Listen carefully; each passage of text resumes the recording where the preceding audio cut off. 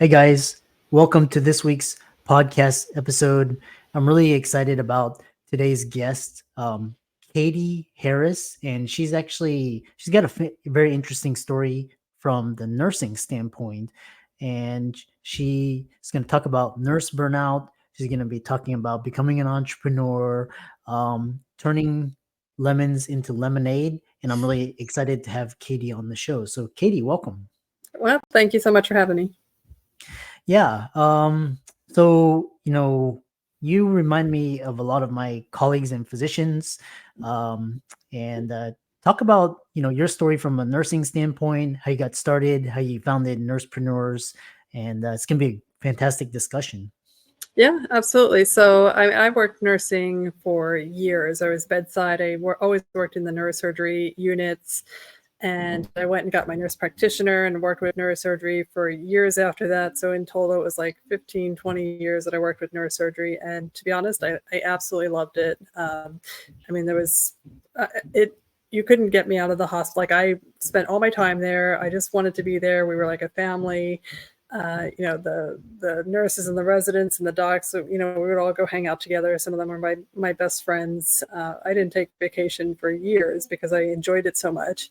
But then it started to kind of like wear on me after a while in just that, it was very repetitive. Like I had to do the same thing over and over and over again.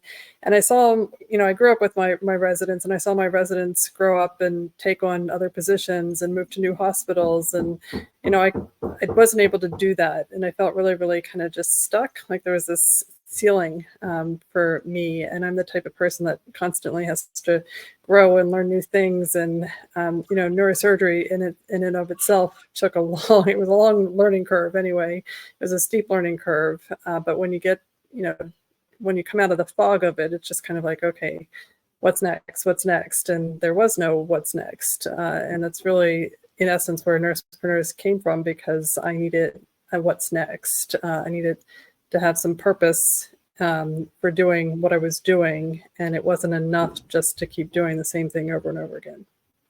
Yeah.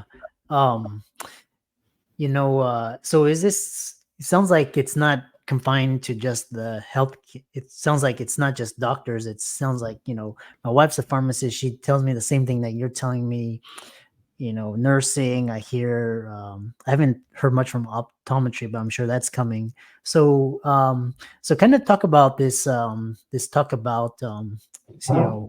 is nurse burnout, to set the stage. Yeah. And, to be clear, like to your point, it's not just nurses. Like, I see it in our hospitalist, I see it in the pharmacist, I see it in, a lot of the PT and whatever. And I think a lot of it is, we've been so streamlined all of us to do the same thing over and over again. And, we still routinely see the same fires over and over again. It's like, when I come into the hospital, I know what 15 things are going to go wrong that day because it's not organized. It's disorganized, or there's not enough staff, or there's not enough this, and you bring the problems up to management. And, nothing ever changes. Like in 20 years, we were still dealing with the same stuff, and the problems were exciting for the first couple of years. And then it's just kind of like, this is just stupid.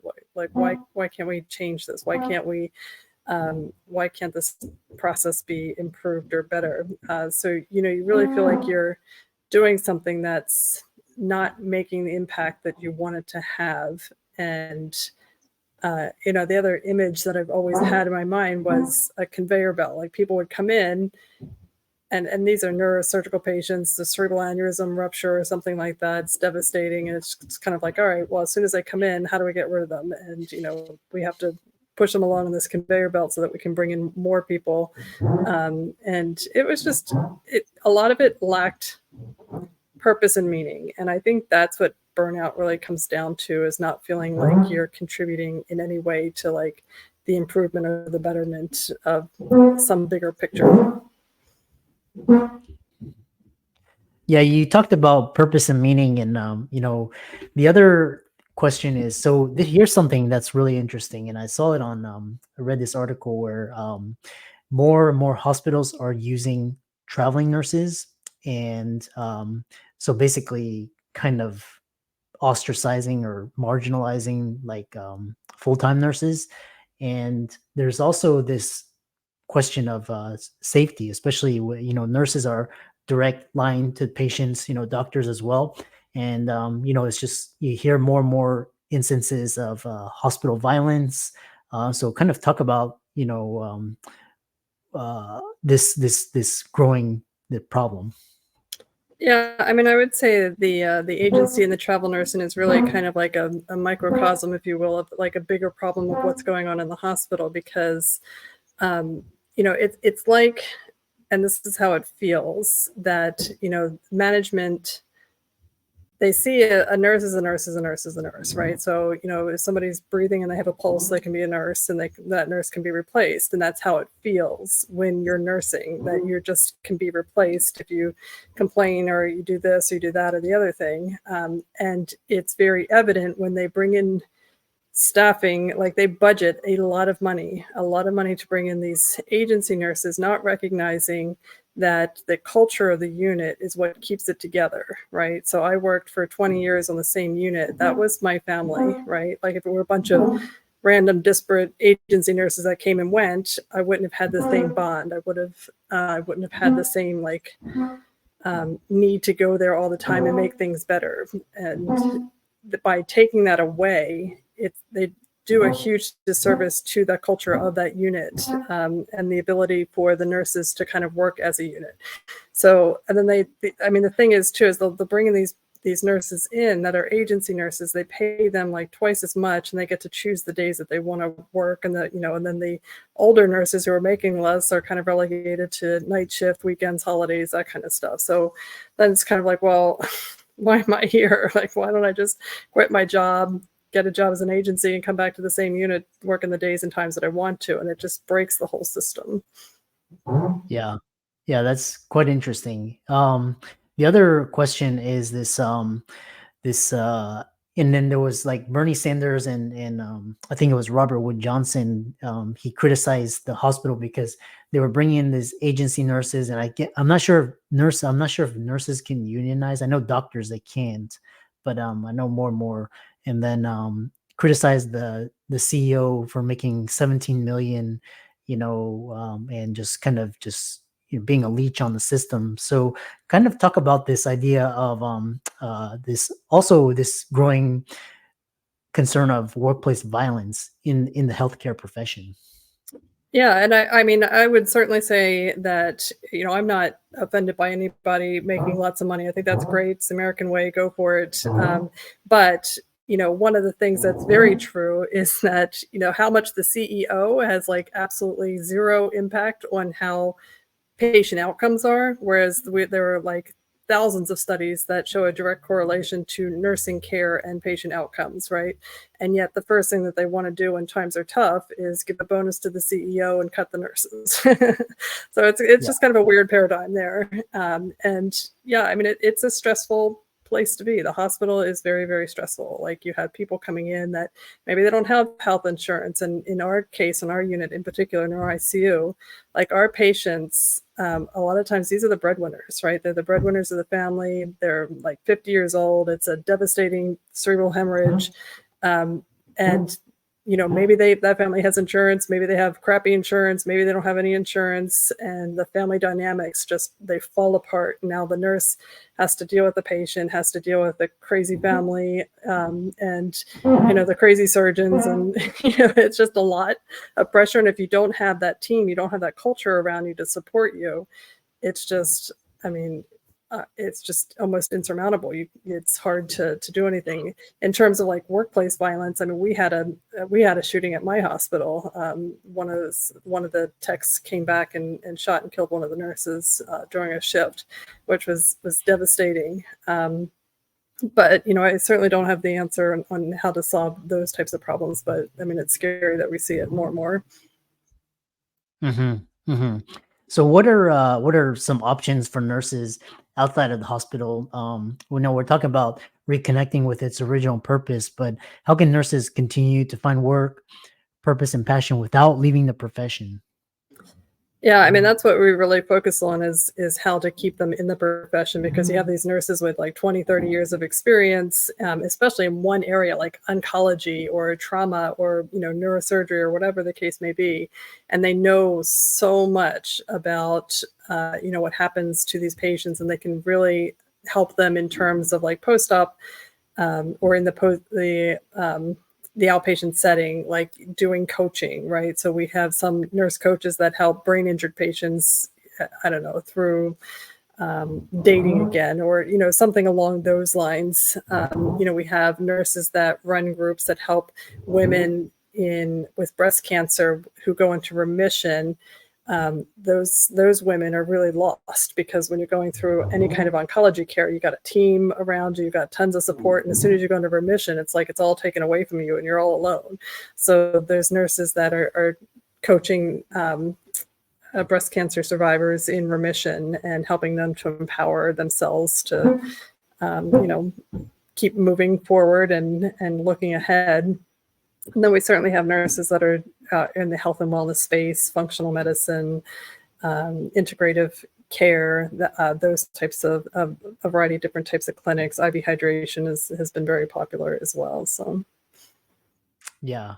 The other question I have is, within that, talk about entrepreneurial ventures. So what are some of the opportunities for nurses, as entrepreneurs? Why nurses make good entrepreneurs, great salespeople, marketing, etc. I mean, I really see the role as the nurse, and I don't think I saw this when I started NursePreneurs, but I see it a lot more now. I see nurses as the role of nursing is basically like being a project manager, right? Because you get all the incoming resources, and radiology is calling you, case management, the physicians, the nurse manager, the patient's family, like everybody has to come through you, and you manage who gets access to the patient at what point and what happens to that patient. So you're excellent at project management because you're dealing with 20 things being thrown at you at once. And then the other thing that you do all day is marketing, right? We market to the patients in terms of educating. So we're constantly educating them on their disease process, their health conditions, what they need to do to get better. And then there's that whole aspect of sales, in terms of, if you can get a patient with dementia to take pills that they don't want to take, I mean, to me, that's like great salesmanship. And we're constantly selling that idea of, you need the surgery, you need to get into the MRI machine, you need to, do this, that, and the other thing. So it's an element of persuasion that we do extremely well, because that's our job. Yeah. So, kind of reconnecting back, you talk about, the system and its kind of lack of meaning. So reconnecting nursing with its original purpose. And you talk about helping nurses dig beneath the surface of their careers to find passion, purpose, and profit. So what are you doing in that realm to help propel this idea? Yeah, I mean, a lot of our time is spent helping the nurses to say out loud what it is that they want. And, this isn't just a nursing problem. It's, a lot of people can't say what they want. But, kind of digging deep and understanding what it is that they truly love doing. Because a lot of us too will jump from position to position. Most nurses that I've talked to, they've worked OR, ICU, outpatient, the radiology clinic, OB, like this. They go really wide with their work experience, and they don't go deep on much. And a lot of it is them looking for, what it is that they really truly love. But it's hard to find that on a surface level. So we really kind of push the nurses to look deep into one area in particular, and look at their skill sets and what they're actually really good at, because they don't recognize a lot of it does have a business model wrapped around it, such as nurses that are great at matchmaking, right? Like connecting people is a huge business service, very valued, and put in the right context.